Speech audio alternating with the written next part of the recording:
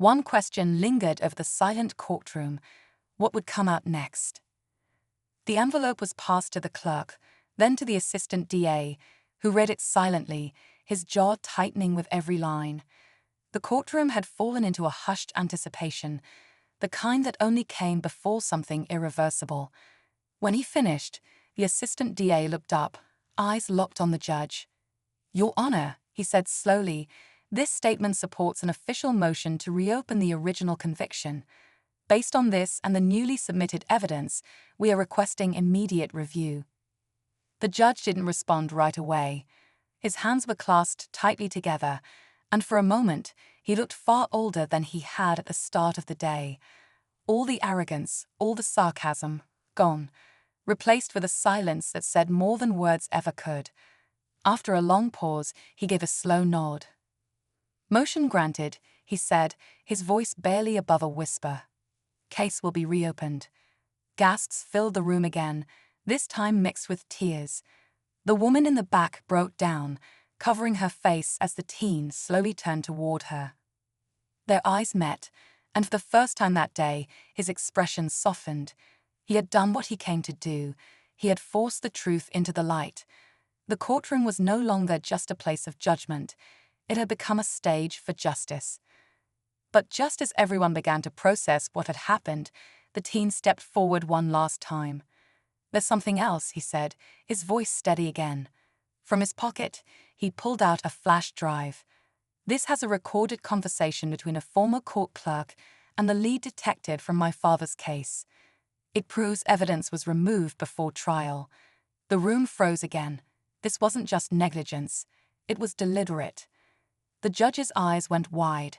That name, the detective, was someone he had worked with closely during that time. The final twist hit harder than anyone expected. The teen hadn't just exposed a broken case. He had uncovered a network of buried truths, implicating people far beyond the courtroom walls. The case wasn't just reopened. It had blown wide open, and the boy they had mocked at the start had just turned the entire system on its head. The courtroom was no longer a place of doubt. It had become a space filled with truth. The teen, once underestimated and mocked, had not only defended his father's name, but had unraveled a chain of corruption that had gone unchecked for years. The flash drive was submitted into evidence, and an emergency investigation was ordered into the detective, the missing documents, and the role the court had played in the original conviction. For the first time in a long while, the system was forced to look at itself. Within weeks, the case was reviewed by a special panel, and the evidence the teen had gathered proved undeniable. His father's conviction was officially overturned. The man, who had spent nearly a decade behind bars for a crime he didn't commit, walked out of prison a free man. Cameras and news reporters waited outside the courthouse, but it was his son and wife standing in the front row that made him pause and smile for the first time in years.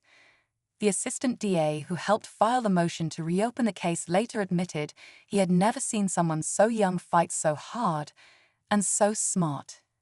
The teen's work not only cleared his father's name, but triggered reforms in how old convictions were reviewed. What started as a single court appearance turned into a ripple effect across the justice system. As for the judge, he retired early. He never spoke publicly about what happened in that courtroom, but those who knew him said he was never the same. And maybe that was the point.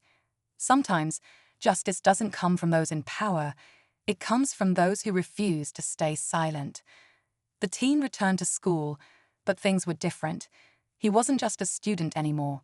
He was someone who reminded the world that age doesn't define ability, and that truth, when spoken clearly and boldly, can't be ignored. His story wasn't about revenge. It was about courage, determination, and love for family. And in the end, it reminded everyone watching that real justice takes heart. The courtroom was packed, the air heavy with tension. All eyes were on a teenager standing at the front, dressed sharply in a tan suit, his face calm but focused. At first glance, he looked out of place, too young, too polished, too confident for someone about to face off with a judge. Most people in the room thought it was some kind of mistake. Even the judge, a seasoned man known for his no-nonsense attitude, raised an eyebrow when he saw the kid standing there. He smirked and leaned forward, his tone laced with sarcasm. "You think you can outsmart me?" Laughter rippled through the room, quiet but noticeable.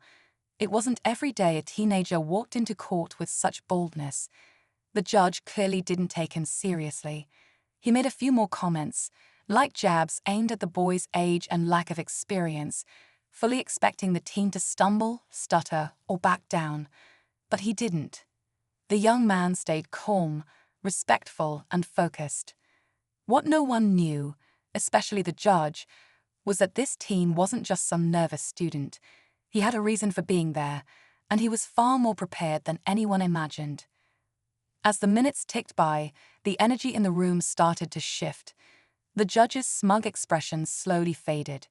The teen began to speak, and with every word, he revealed more of his story, carefully, confidently, and with facts that couldn't be ignored. People leaned in closer, trying to understand who this kid really was. The judge, now clearly unsettled, tried to regain control of the room. But it was too late. The young man had already started to turn the tables. What happened next shocked everyone in the courtroom and left even the judge speechless. This wasn't just some bold teenager looking for attention, he had a purpose. And once the truth came out, the entire courtroom would never see him the same way again. The room was silent as the teen flipped open a folder he had brought with him. The sound of paper shifting echoed off the wooden walls, breaking the stillness. With calm precision, he began to speak again, laying out a timeline, naming names, and backing it all with dates and documents. It wasn't just well prepared, it was surgical. You could see the expressions change on the faces in the courtroom. What had started as a simple hearing was quickly turning into something much bigger. The judge leaned back, his confidence visibly shaken. He glanced at the bailiff, then at the courtroom clerk, clearly trying to figure out how this kid knew so much. But the teenager didn't flinch. He stood his ground, and the more he spoke, the more you realized. This wasn't his first time dealing with something serious. He wasn't here just to win a case. He was here to make something right. People started whispering, trying to piece it all together. Who was he? Where'd he get all this information? And more importantly, why was he doing this alone? The mystery only deepened when he briefly mentioned a name that made the judge's eyes widen for just a second, barely noticeable, unless you were really paying attention. That one moment said everything. The judge knew something, and he hadn't expected it to come up. By now, everyone in the courtroom was hooked.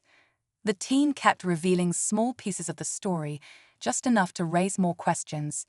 You could tell he was holding back, not out of fear, but strategy. He wanted the judge to sit with the tension, to feel the pressure build. It was clear this wasn't just about proving a point. It was about exposing something personal, something hidden. And the more the teen spoke, the more it felt like he wasn't just fighting for himself, he was fighting for someone else. Someone the system had overlooked. And if the judge wasn't careful, the next few words out of the teen's mouth might reveal more than anyone in that room was ready to hear. As the teen continued laying out the details, the mood in the courtroom shifted from surprise to unease.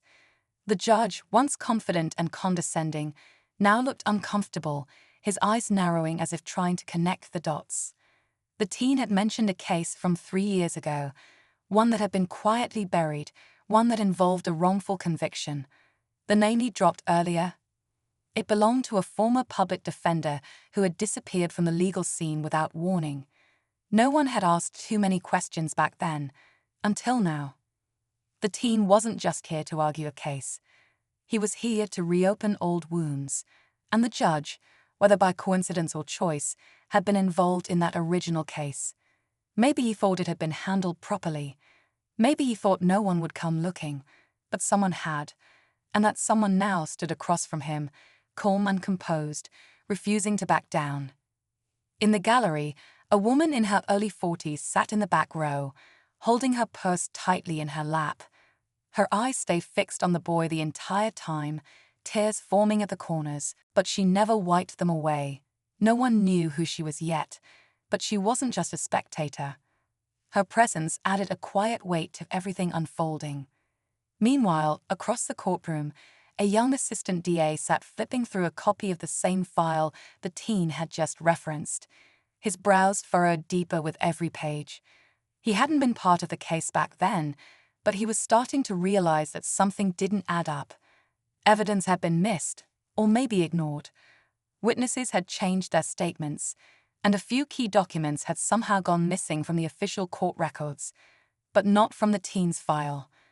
The judge tried to interrupt, asking where the teen got all this information, but the boy simply looked him in the eye and said, "From someone who trusted me to finish what they couldn't." That line landed like a thunderclap, and the courtroom fell into another uneasy silence. Something big was coming, and every person in that room could feel it. The tension in the courtroom was thick enough to cut through. The teen took a slow breath before sliding another sheet across the table. This time, a photocopy of a signed affidavit. It had been missing from the original case file, but here it was, fully intact, with a signature that sent a visible shiver through the room. The judge recognized it instantly. It belonged to a witness who had suddenly recanted their statement years ago, effectively sealing the fate of an innocent man. But now, with this document, the truth had started to crawl back into the light. Whispers grew louder in the gallery. The woman in the back covered her mouth with her hand, clearly trying to keep her emotions in check. The assistant DA looked over at her, then back at the teen, putting the pieces together one by one. The teen wasn't just bringing new evidence. He was dragging the past into the present, piece by piece, and he was doing it in front of everyone. It wasn't about revenge. It was about justice that had been delayed for far too long. The judge sat up straighter now, his previous arrogance gone. He knew the eyes in the courtroom weren't just watching the teen anymore. They were watching him. Every word, every shift in his tone, every pause was being weighed. It wasn't just a hearing anymore. It was turning into something else, something bigger. Then the teen did something unexpected. He pulled out an old photograph and placed it on the table.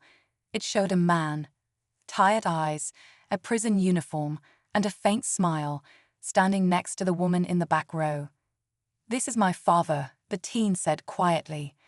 Gasps echoed through the room. The judge didn't speak. He couldn't, because now everyone knew the real reason the teen was here. He wasn't just fighting for justice, he was fighting for family. With every step, he had carefully led the courtroom to this point. And now, right at the edge of the truth, it all hung in the balance.